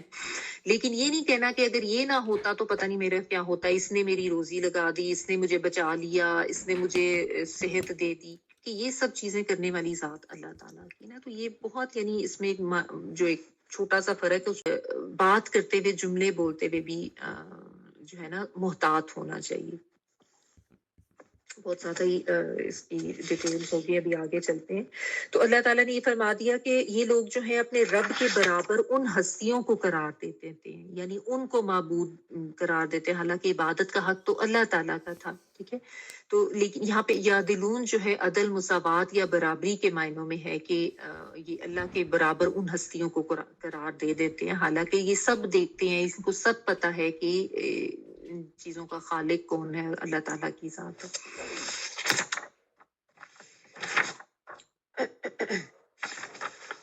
آگے دیکھیں، هو الذی خلقکم من طین ثم قضى اجلا واجل مسمى عنده ثم انتم تمترون. وہی تو ہے جس نے تمہیں مٹی سے پیدا کیا، پھر ایک مدت مقرر کی اور ایک اور مدت اس کے پاس معین ہے، پھر بھی تم شک کرتے ہو. ہوا وہ الذی، وہ ذات ہے، یعنی اللہ تعالیٰ وہ ذات ہے، خلقکم، جس نے تخلیق کیا تم کو، خلقہ اس نے پیدا کیا، کم تم سب کو، من تین، تین کہتے ہیں گیلی مٹی کو. ٹھیک ہے. مٹی سے جس نے تم کو پیدا کیا، یہ روٹ ورڈ ہے. ثم پھر قضا اس نے مقرر کیا، قاف داد یا، یہ اصل میں ویسے تو فیصلہ کرنے کے لیے آتا ہے نا، قاضی ورڈ اسی سے روٹ ورڈ سے قاضی فیصلہ کرتا ہے. تو یہاں پہ یعنی فیصلہ کر دیا، یعنی مقرر کر دیا. کس چیز کو مقرر کر دیا؟ اجلن، اجل کہتے ہیں ایک مدت کو، ایک ٹائم کو. تو اس کے نیچے جو ہے نا آپ پیدائش سے موت یعنی بریکٹ میں اتنا لکھتے، یعنی موت کا وقت اس سے مراد ہے. اجلم مسمن، اور ایک مدت، اجل جو ہے مدت کے لیے، اور مسمن جو ہے یہ ہوتے ہیں معین، یعنی وہی جس کا تعین ہو یا جو معلوم ہو. جیسے ہم مسمات اور مسمی بھی لکھتے ہیں نا اردو میں، اسی سے یسین میم واو اس کا روٹ ورڈ ہوتا ہے، یعنی جس کا کوئی نام ہوتا ہے، جس کے بارے میں شناخت ہوتی، معلوم ہوتا ہے. تو اس سے اجلم مسمن سے مراد ہے ایک معین مدت یا ایک مدت معین، اندہ اس کے پاس، یعنی جو جس کا علم صرف اللہ کو ہے. اس سے مراد آخرت کا وقت ہے. ٹھیک ہے. پہلے جو بات تھی وہ موت کے وقت کے حوالے سے تھی، اس میں دو مدتوں کا ذکر آ رہا ہے ساتھ میں، دوسری جو ہے وہ قیامت کی. ثم پھر انتم تم تمترون، تم شک کرتے ہو. یہ مریتن سے ہے، میم را یا اس کا روٹ ورڈ ہے. مریتن شک کے لیے بھی آتا ہے اور جھگڑنے کے لیے بھی آتا ہے، میرام کا ورڈ. یعنی آپ ایسے بھی کہہ لیں کہ ایسا شک جس کی وجہ سے انسان جھگڑا کرے. تو دونوں ہی معنی اس کے ہیں. تو اللہ تعالیٰ نے یہاں پہ جو ہے مزید توحید کے دلائل دیتے ہوئے انسانوں کو یہاں پہ سمجھایا ہے، اور انسان کی جو ہے وہ پیدائش اور اس کی اصل کو بیان کر کے یہاں پہ سمجھایا جا رہا ہے. اور اس میں بھی شروع میں وہی الحمدللہ والی ہی بات آ رہی ہے جس سے سٹارٹ ہوا تھا نا، کہ الحمدللہ الذی خلق السماوات والارض، یعنی سب تعریف اور شکر اس کے لیے. تو یہاں پہ بھی یہ ہے کہ الحمدللہ الذی خلقکم من طین، یعنی وہ تمام تعریفیں اور شکر اس ذات کا ہے جس نے تمہیں مٹی سے پیدا کیا. ٹھیک ہے. یعنی اصل پیدا کرنے والی ذات اللہ تعالیٰ ہی کی ہے، اسی نے ہی تخلیق کیا ہے، کوئی اور ایسی ہستی نہیں ہے جس کا کوئی ذرا سی بھی کسی کی کوئی کام اس میں شامل ہو، انسان کی تخلیق میں کسی اور کا حصہ شامل ہو، ایسا نہیں ہے، صرف اللہ تعالیٰ نے تخلیق کی ہے۔ اور کس چیز سے تخلیق کیا؟ مٹی سے پیدا کیا، یعنی حضرت آدم علیہ السلام جو ہیں ان کو طین سے، مٹی سے پیدا کیا گیا تھا، اور تمام انسان جو ہیں چونکہ وہ حضرت آدم کی ہی اولاد ہیں، تو یعنی وہ جو بنیادی عنصر جو انسان کی تخلیق میں ہے وہ مٹی ہی ہے۔ مٹی اگرچہ نہ بول سکتی ہے، نہ دیکھ سکتی ہے، اگر انسان کو مٹی سے بت بنائے جس طریقے سے یہ بنا کے اس سے پوچھیں تو ان میں تو کوئی اہلیت، کوئی قابلیت نہیں ہوتی، وہ ایسا کچھ نہیں کر سکتے۔ لیکن اللہ تعالیٰ نے جب مٹی سے یہ انسان کو تخلیق کیا تو وہ انسان دیکھتا بھی ہے، سنتا بھی ہے، بولتا بھی ہے، اس میں شعور بھی ہے، چلتا پھرتا، سانس لیتا، سب کچھ ہے۔ تو یہ کون کر سکتا ہے؟ یہ صرف اللہ تعالیٰ ہی کی ذات ہے جو خالق ہے اور جو یہ کر سکتے ہیں، ٹھیک ہے۔ تو انسان کی اصل جو ہے وہ مٹی ہی ہے۔ انسان جو اپنی خوراک بھی حاصل کرتا ہے ایک بڑا حصہ اس کا، وہ ڈائریکٹلی یا انڈائریکٹلی وہ مٹی سے ہی ہوتا ہے، یا تو وہ سبزیاں، پھل وغیرہ جو مٹی سے اگنے والے پودوں سے انسان کو ملتے ہیں، یا اگر وہ جو یہ گائے بکری وغیرہ کھاتا ہے ان کا گوشت، تو وہ بھی اپنی خوراک اسی سے حاصل کرتے ہیں، تو انڈائریکٹلی وہ بھی مٹی سے ہی سلسلہ مل جاتا ہے، اور پھر مر کے بھی انسان نے جو ہے وہ مٹی میں ہی مل جانا ہے، ٹھیک ہے۔ تو اللہ تعالیٰ نے یہ بتا دیا کہ انسان کو تخلیق کیا گیا اور انسان کی اصل کیا ہے۔ تو اس سے یہ بھی ہے کہ انسان کو ذرا اپنی اوقات اور اپنی حیثیت کا بھی اندازہ رہے، کہ جو انسان خود کو بڑا سمجھتا رہتا ہے نا، تو اصل میں اس کی اوقات ہے کیا؟ مٹی سے بنا ہوا ہے، مٹی پہ ہی اتنا ڈیپینڈنٹ ہے، اور مٹی میں ہی اس نے جو ہے وہ مل جانا ہے۔ پھر اللہ تعالیٰ یہ بھی بتا رہے ہیں کہ اللہ تعالیٰ نے یہ 2 مدتیں بھی انسان کے لیے مقرر کر دی ہیں۔ قضا اجلن سے مراد پہلی جو مدت ہے اس کے بارے میں مفسرین یہ کہتے ہیں کہ انسان کا پیدا ہو کے لے کر اس کی موت تک کا وقت، یعنی اس کی موت جو مقرر کی ہے وہ اللہ تعالیٰ نے کی ہے، ٹھیک ہے۔ اور جب کسی انسان کی موت آ جاتی ہے تو اس وقت تو پھر سب کو پتہ چل جاتا ہے نا، تو وہ یعنی اگرچہ موت کا وقت اللہ کو معلوم ہوتا ہے لیکن اس کے بعد ظاہر سب کو پتہ چل جاتا ہے۔ اور ایک اور بھی مدت ہے جو کہ موت کے بعد سے قیامت تک کی ہے، یعنی قیامت کب آنی ہے اس کا علم اللہ کے پاس ہے، اس کا علم کسی کو نہیں پتا ہے، وہ جب آئے گی تبھی سب کو پتہ چلے گا، ورنہ وہ علم اللہ تعالیٰ نے انبیاء کو بھی نہیں دیا تھا۔ وہ اسی لیے اجل مسمن عندہ، اس کے پاس ہے، وہ عندہ کا مطلب ہوتا ہے پاس ہو اس کے، یعنی وہ جو علم ہے قیامت کے آنے کا وہ صرف اللہ تعالیٰ ہی کو معلوم ہے، وہ کسی اور کو نہیں معلوم ہے۔ تو اس آیت میں ان 2 مدتوں کا ذکر کیا گیا، ایک تو پیدائش سے موت تک کا، اور دوسرا برزخ سے قیامت تک کا، یعنی موت کے بعد سے قیامت تک کا، ٹھیک ہے۔ تو یہ اللہ تعالیٰ نے بتا دیا کہ یہ ایسی چیزیں ہیں جن کے بارے میں تمہیں کچھ نہیں پتا، نہ تم اس میں کسی قسم کا تم یا کوئی اور ہستی کوئی حصہ رکھتی ہے۔ سب چیزوں کو تخلیق کرنے والی ذات بھی اللہ تعالیٰ کی ہے، ان کو پیدا کرنے والی اور پھر ان کو موت دینے والی ذات بھی اللہ تعالیٰ ہی کی ہے، اور اس کا علم بھی اللہ کے پاس ہی ہے۔ یعنی آپ دیکھیں بعض لوگ ہوتے ہیں فوراً کسی کو ہارٹ اٹیک ہوا، ایکسیڈنٹ ہوا، دیر اینڈ دین ان کی ڈیتھ ہو جاتی ہے، ٹھیک ہے۔ اور کچھ ایسے ہوتے ہیں جو اتنے عرصہ بیمار رہتے ہیں یا ایسی حالتوں کو پہنچ جاتے ہیں لیکن موت جو ہے ان کو نہیں آتی۔ تو یہ اللہ کے کام ہے نا، کس کو علم ہے اس چیز کا؟ انسان کو تو نہیں پتا کہ کب اس کا ٹائم پورا ہوگا، وہ اللہ تعالیٰ کی ذات کو علم ہے، اور وہ اللہ تعالیٰ کی حکمت اور اس کے اپنے فیصلے ہوتے ہیں۔ تو یہ مدتیں جو ہیں یہ مقرر اللہ تعالیٰ ہی کرتے ہیں، اور اللہ تعالیٰ ہی کے پاس اس کا علم ہوتا ہے، اور اس چیز سے انسان بہت اچھی طرح سے واقف بھی ہوتا ہے۔ یعنی اپنے ارد گرد ہم یہ سب دیکھ رہے ہوتے ہیں کہ انسان پیدا ہوتے ہیں، بڑے ہوتے ہیں، پھر موت کا وقت آ جاتا ہے، مر جاتے ہیں، لیکن اللہ کی قدرت میں انسان یقین کرنے کی بجائے اس پہ شک کرتا ہے اور اس پہ جھگڑا کرتا ہے۔ یعنی یہ جو مشرکین تھے، ان کو میں نے آپ کو بتایا نا کہ یہ جو اللہ کا خالق ہونا تو پتا تھا، لیکن اس ایک رب کی عبادت کرنی ہے، اس میں سب ان کے عقائد گڑبڑ تھے، اور آخرت کا جو دن تھا نا اس کے اوپر ان کو بالکل یقین نہیں آتا تھا کہ یہ کیسے ہو سکتا ہے۔ اس پہ بہت اعتراض کرتے تھے کہ مرنے کے بعد ہم دوبارہ کیسے زندہ ہوں گے، اس چیز پہ ان کو بہت شک رہتا تھا، اور اسی بات پہ وہ بحث مباحثہ جھگڑا بھی کرتے تھے۔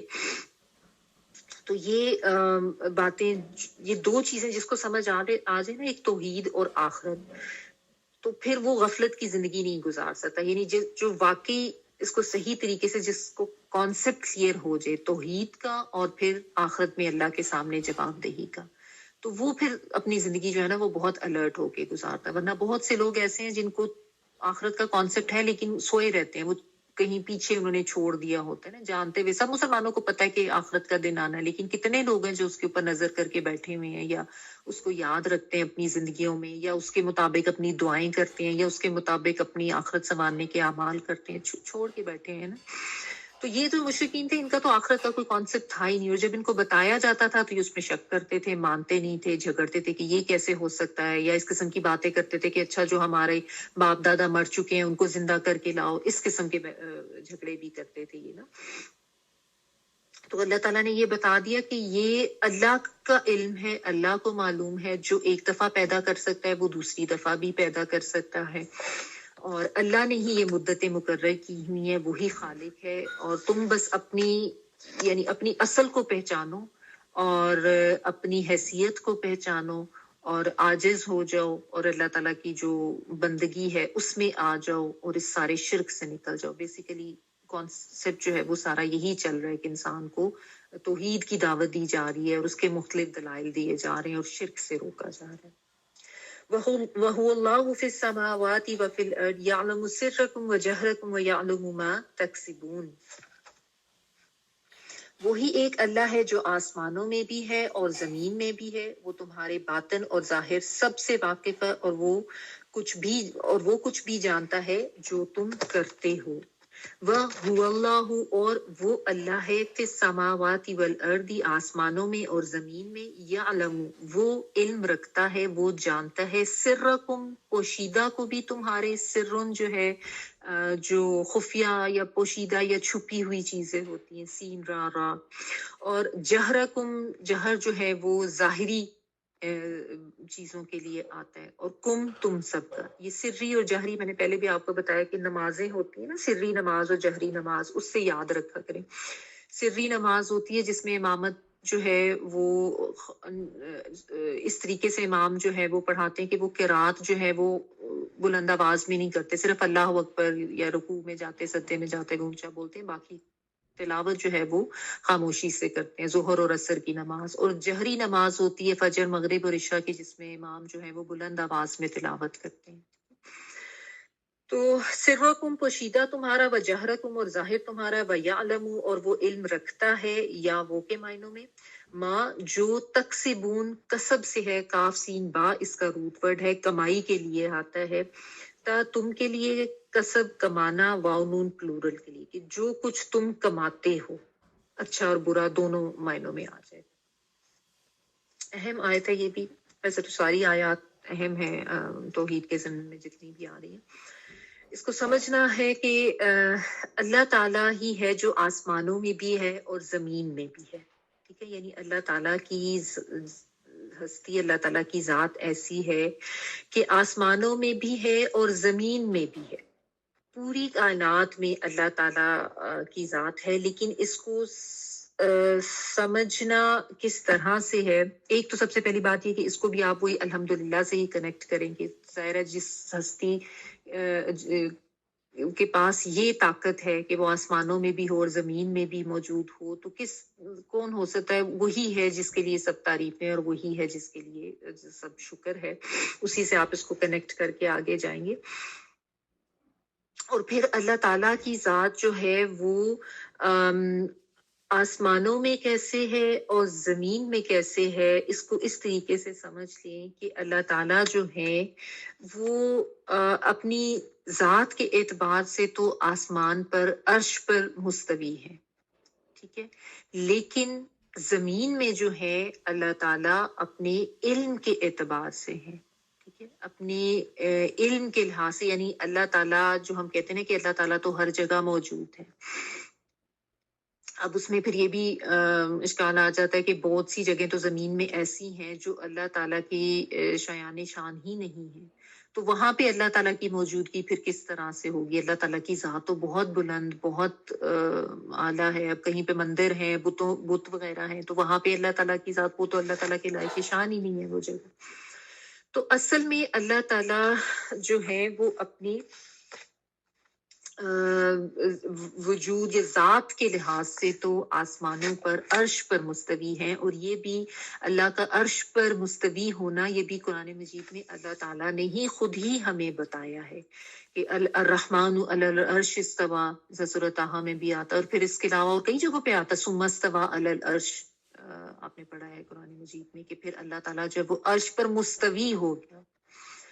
اب یہ مستوی ہو جانا جو ہے یہ کس طرح سے ہے، کیا اس کی کیفیت کیا ہے، ہم اس کی نہ تو کوئی تعویل کر سکتے ہیں، نہ کسی طریقے سے ہم اس کی تشبیہ کر سکتے ہیں، نہ ہم اس کو بیان کر سکتے ہیں، نہ اس کی کوئی کیفیت بیان کر سکتے ہیں، نہ اس کی کیفیت کو سمجھ سکتے ہیں. بس اللہ نے اتنا بتا دیا کہ اللہ تعالیٰ عرش پر مستوی ہے، ہم نے اس کے اوپر ایمان رکھنا ہے، کیونکہ یہ متشابہات والی آیات میں سے ہے نا، ثم استوى علی العرش، کہ اللہ تعالیٰ جو ہے وہ عرش پر مستوی ہو گیا.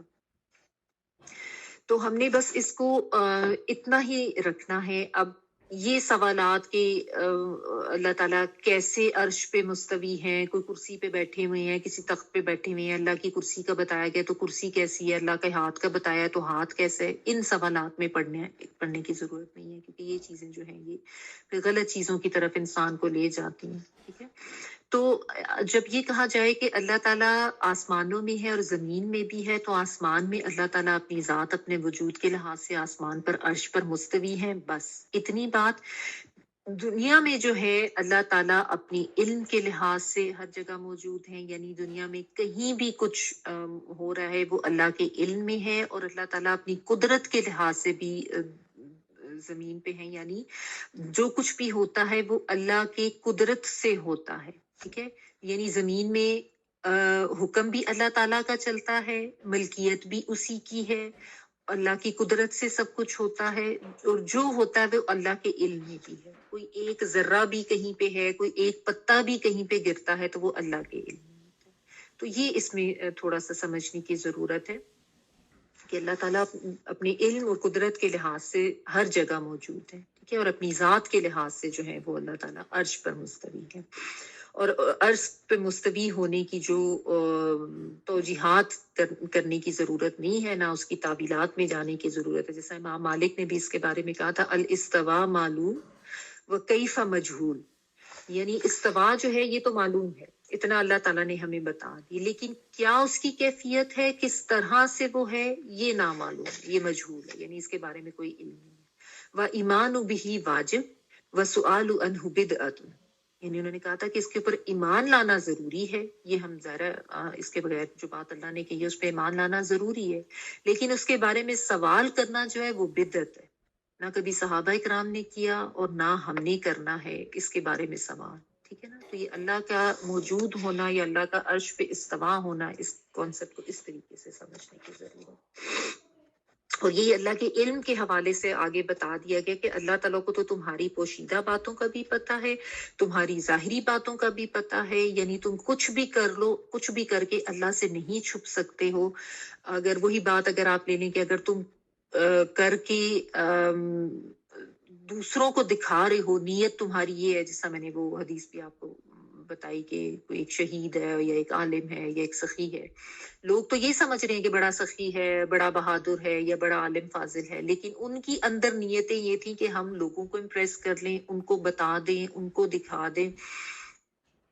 تو اللہ تعالیٰ کو تو پتا تھا نا. تو ظاہر ہے جب اللہ تعالیٰ کے ہاں فیصلے ہوں گے تو اللہ تعالیٰ تو ظاہری کے ساتھ ساتھ چھپی باتوں کے بھی جاننے والے ہیں.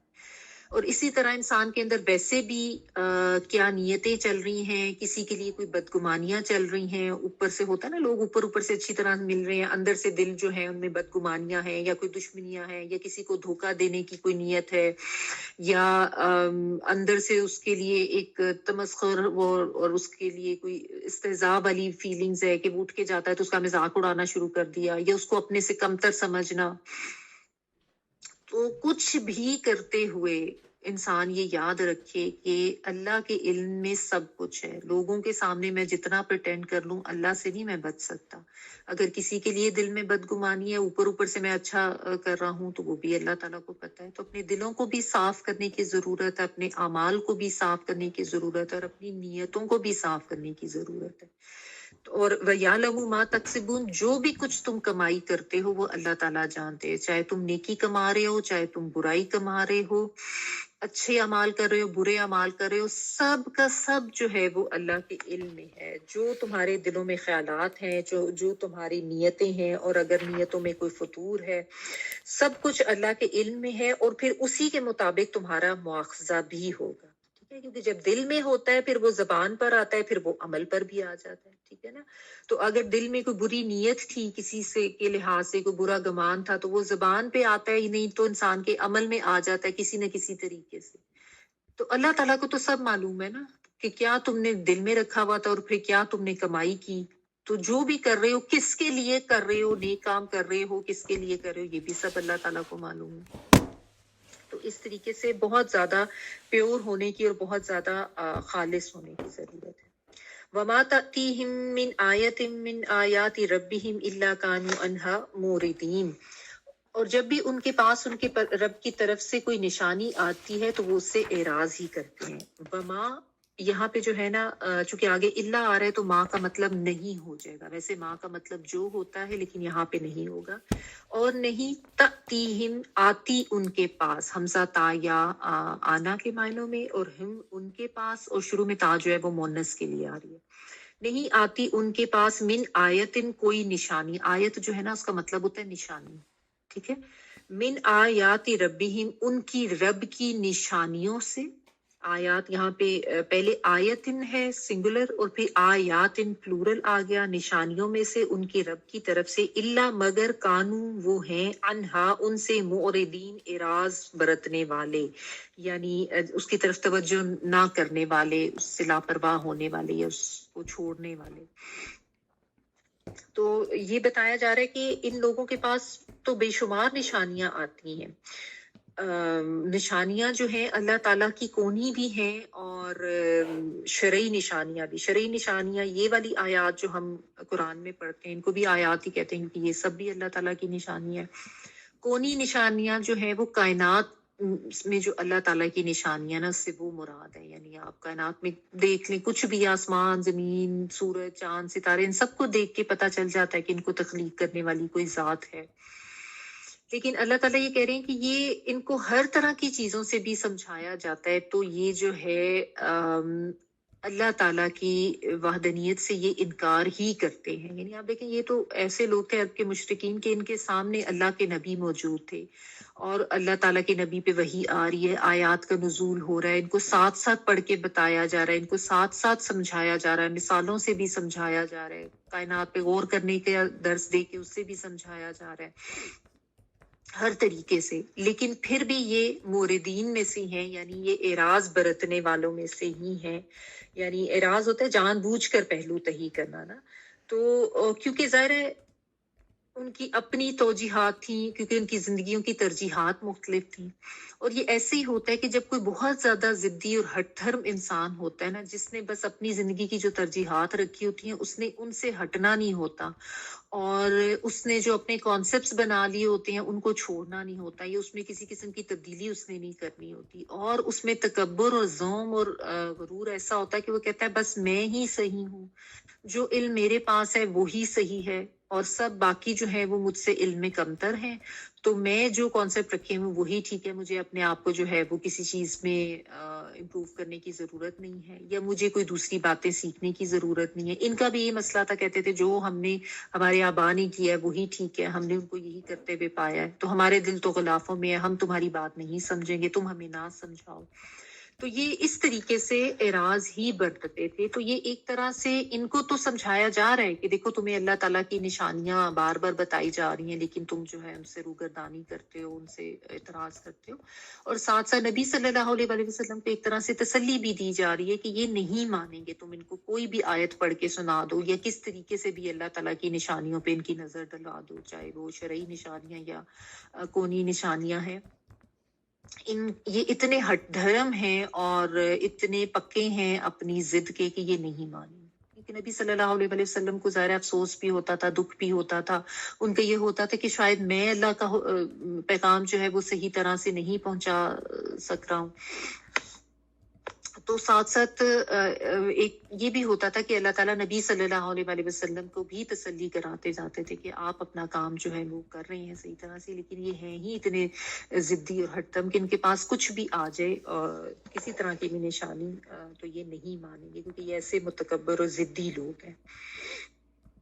اور دیکھیں ایسے ہر دور میں اس طرح کے انسان ہوتے ہیں. اللہ کی نشانیاں تو کائنات میں کتنی بکھری پڑی ہیں، کسی کے اور طرف جانے کی ضرورت ہی نہیں ہے، لیکن لوگ غور و فکر نہیں کرتے. انسان اپنے جسم پر ہی غور کر لے، ایک آنکھ کو دیکھ لے، اس کا جو سارا سسٹم ہے، اپنے دل کو دیکھ لے جو سارا بلڈ سرکولیشن کا سسٹم ہے، کس طریقے سے وینز ہیں، آرٹریز ہیں، کیپیلریز ہیں، یا اپنا جو یہ برین کا سارا سسٹم ہے، اعصابی نظام جو ہے اس کو دیکھ لیں، کس طریقے سے دماغ اتنی ایک وہ پیچیدہ سی چیز، اور پھر اس سے سارے کس طریقے سے پورا جسم جو ہے وہ کنٹرول ہوتا ہے. تو اللہ کی نشانیاں تو ہر طرف بکھری پڑی ہیں، اور ہمارے سامنے ہم دیکھتے ہیں لوگ پیدا بھی ہو رہے ہیں، لوگ مر بھی رہے ہیں، اور کہیں پہ اللہ تعالیٰ کی طرف سے پکڑ بھی آ رہی ہے، عذاب بھی آ رہے ہیں، کہیں پہ زمینی آفت، کہیں پہ آسمانی. لیکن انسان جو ہے نا وہ غور نہیں کرتا، وہ ایک امیون ہو کے بس اپنی زندگی میں مگن ہوا رہتا ہے، غافل ہوا رہتا ہے. تو یہی یہاں پہ بتایا جا رہا ہے کہ اللہ کی طرف سے کوئی بھی آ جائے نشانی، بعض لوگ اس طرح کے ہوتے ہیں کہ وہ نہیں اس کے اوپر دھیان کرتے اور وہ اعراض ہی کرتے ہیں. فقد كذبوا بالحق لما جاءهم فسوف يأتيهم أنباء ما كانوا به يستهزئون. چنانچہ جب بھی ان کے پاس حق آ گیا تو اسے انہوں نے جھٹلا دیا، اور جس کا وہ مذاق اڑاتے رہے ہیں ان قریب انہیں اس کی خبر پہنچ جائے گی. فقد تو یقیناً کذبوا انہوں نے جھٹلایا، تکذیب کی، قاف ظالبہ، بالحق حق کو، لما جب، جاءہم وہ آیا ان کے پاس، جیم یا حمزہ آنا یا لانا، فسوف تو ان قریب، یاتیہم وہ آئیں گی ان کے پاس، یا وہ کے معنوں میں حمزہ تا یا روٹ ورڈ ہے، با نون با اور حمزہ اس کا روٹ ورڈ ہے، نبا جو ہے وہ خبر کے لیے آتا ہے، اس کی جمع ہے یہ خبریں. ماں جو کانو تھے وہ بھی ساتھ اس کے، یستہزئون وہ استہزاء کرتے، اردو میں ہم کہتے ہیں نا استہزاء کرنا، مذاق اڑانا، یا وہ کے معنوں میں، اور ہا زا اور حمزہ اس کا روٹ ورڈ ہے. سین تا باب میں جانے کی وجہ سے آیا، سین تا طلب کے معنوں میں بھی ہوتا ہے، باب استفعال میں چلا جاتا ہے نا ورڈ، تو سین تا اس وجہ سے آ جاتا ہے، واو نون پلورل کا.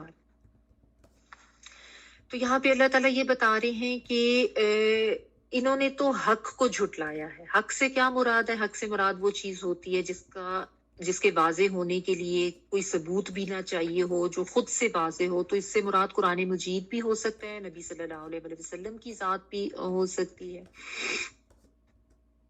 اور دونوں کا ہی یہ تکذیب کرتے تھے، دونوں کا ہی انکار کرتے تھے، اور بالخصوص مذاق کس چیز کا اڑاتے تھے کہ ان کو لگتا تھا کہ یہ تو ایک ایسی ایک شخص نے کھڑے ہو کے ایک نئے دین کا دعویٰ کر دیا ہے، اور ایک یہ کمزور سی مٹھی بھر جماعت ہے، اور یہ تو غریب سے لوگ ہیں، اور انہوں نے کیا کر لینا ہے. یعنی جب کبھی ایسی کو بتایا جاتا ہے کہ یہ اسلام جو ہے وہ غالب آئے گا، یا یہ اللہ کا دین ہے، سچا دین ہے، اور ان کو کامیابی ملے گی، تو یہ اس کا مذاق اڑاتے تھے.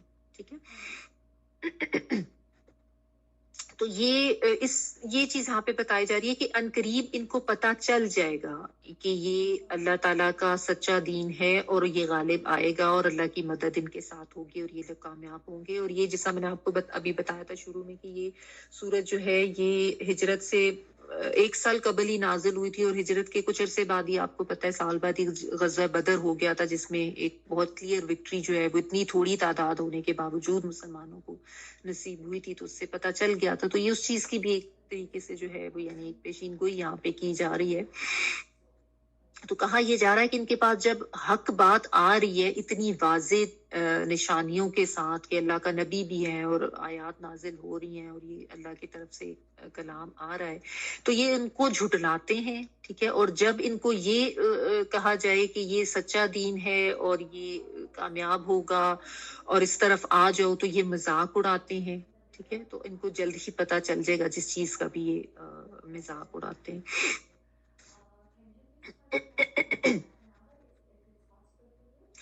اور یہ جو ہے تکذیب اور استہزاء، یہ دونوں مشرکین کی صفات بیان کی گئی ہیں کہ جب اللہ کی حکم بتایا جائے، اللہ کی آیات بتائی جائیں تو وہ اس کا انکار کریں اور پھر اس کا مذاق بھی اڑائیں، اور آج بھی یہ ہوتا ہے، اللہ تعالیٰ کی آیات کا مذاق بھی اڑایا جاتا ہے، اللہ تعالیٰ کے احکامات کا، چاہے وہ قولی طور پر مذاق اڑایا جائے یا چاہے وہ عملی طور پر مذاق اڑایا جائے، اور اللہ تعالیٰ کی باتوں کی تکذیب بھی کی جاتی ہے، بعض تو زبانی کر دیتے ہیں کہ نہیں ایسے نہیں ہو سکتا، اور بعض عملی طور پر اس کا جو ہے وہ انکار کرتے ہیں۔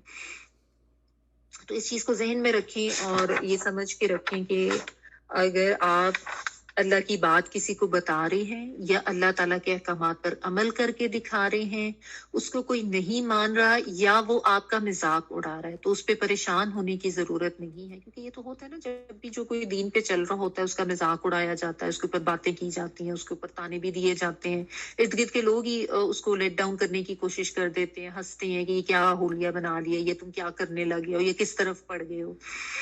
تو یہ یاد رکھیں کہ انبیاء تک کا مذاق اڑایا گیا، ان کی تکذیب کی گئی، تو ہم تو عام انسان ہیں، تو کبھی بھی یہ کسی کے مذاق اڑانے سے ایسے بددل نہیں ہو جانا یا ہمت نہیں ہار دینی ہے، یہ نہیں کہنا کہ اچھا چلو میں یہ چھوڑ دیتا ہوں، لوگ میرے پہ باتیں کرتے ہیں، یہ نہیں کرنا، ٹھیک ہے نا۔ اپنی ہمت جو ہے وہ یہ سوچ کے رکھیں کہ یہ تو لوگوں کا طریقہ ہر دور میں رہا ہے، اسی لیے ہمیں یہ بتایا جاتا ہے نا، ورنہ اللہ تعالیٰ کیوں یہ بتا رہے ہیں؟ تاکہ ہمیں پتہ چلے کہ یہ جب بھی حق بات کہی جائے گی، جب بھی اللہ تعالیٰ کی دین کو پھیلایا جائے گا یا اس پر عمل کر کے دکھایا جائے گا تو عمل کرنے والوں پہ اس طریقے کی تکذیب بھی ہوگی اور ان کا مذاق بھی اڑایا جائے گا اور ان کو روکا بھی جائے گا، لیکن اس پہ جو مومن ہے اس کا رویہ اور اس کا طریقہ کار یہی ہونا چاہیے کہ اس نے بہت استقامت سے ہی اس کے اوپر چلنا ہے، ہمت ہار کے یا دل چھوٹا کر کے بیٹھ نہیں جانا۔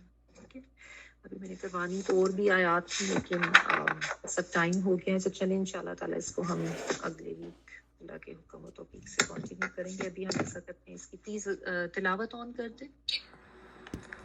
بسم اللہ الرحمن الرحیم الحمد للہ الذی خلق السماوات والارض وجعل الظلمات والنور ثم الذین کفروا بربهم يعدلون هو الذی خلقکم ثم قضى أجلا وأجل مسمى عنده ثم أنتم تمترون وهو الله في السماوات وفي الأرض يعلم سركم وجهركم ويعلم ما تكسبون وما تأتيهم من آية كانوا عنها معرضين فقد كذبوا بالحق لما جاءهم فسوف يأتيهم أنباء ما كانوا به يستهزئون سبحانك اللهم وبحمدك نشهد أن لا إله إلا أنت نستغفرك ونتوب إليك سبحان ربك رب العزة عما يصفون وسلام على المرسلين والحمد لله رب العالمين بارك الله لي ولكم في القرآن العظيم ونفعني وإياكم بالآيات والذكر الحكيم دعا کر لیجیے۔